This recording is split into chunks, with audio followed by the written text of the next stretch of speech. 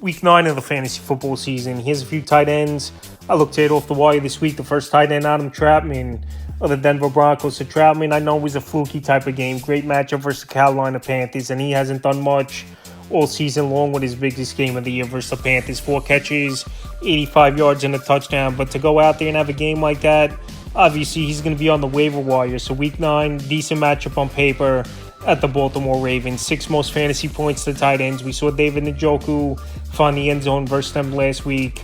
And Trautman's out there in 99% of fantasy leagues. And we know a young quarterback like Bo Nix, security blanket, and best friend at times is the tight end position. So Trautman made that nice one-handed touchdown in the back of the end zone. And him and Bo Nix had a good rapport. But like I said, we haven't seen much out of him this season, but someone to put on the radar right now after a big game, even in a great matchup versus the Panthers. Tight end Hunter Henry of the New England Patriots. So we know Drake May left the game with a concussion. Now back to Jacoby Brissett.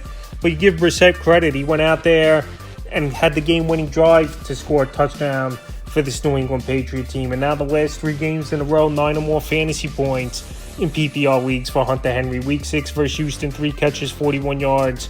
Found the end zone. Week 7 at Jacksonville, 8 catches, 92 yards. And Week 8 versus the Jets, 5 catches, 45 yards on 6 targets. So Hunter Henry, we know he's a big-time tight end in terms of catching the football on the seam and yards after catch. But quarterback's been an issue for him for the last few years with this New England Patriot team. But like I said, the last 3 weeks he's putting up numbers.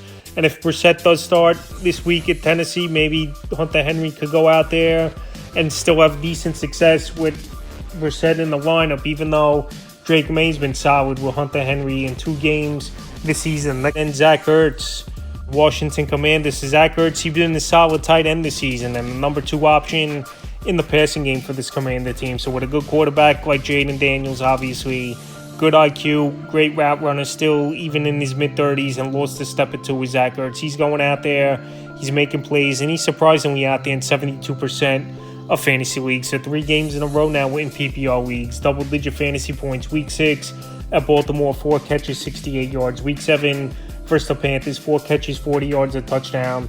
And Week 8 versus the Bears, 7 catches, 77 yards on 11 targets. He's getting a lot of targets.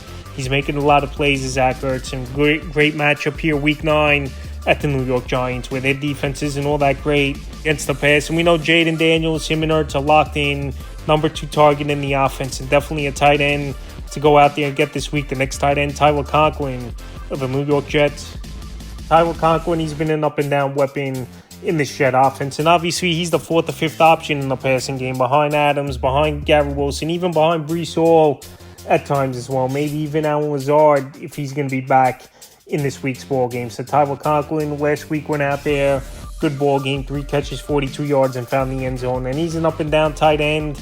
But this season, 4 out of 8 games, double-digit fantasy points in PPR leagues. So Week 9, a matchup versus the Houston Texans.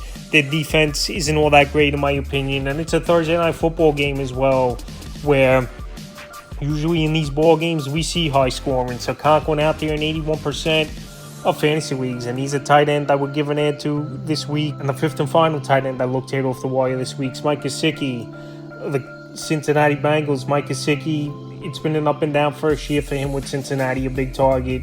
And the only reason last week I think he went out there and got a lot of targets and yards. T. Higgins obviously was out of the lineup where he got hurt in practice on Friday and couldn't play in this ball game. So the last few games for Gesicki, like I said, he didn't do much besides this Week 8 game. Week 6 at the Giants, he had a goose egg, no targets. Week 7 at the Browns, a catch, 2 yards. And Week 8 versus the Eagles, the big game, 7 catches, 73 yards.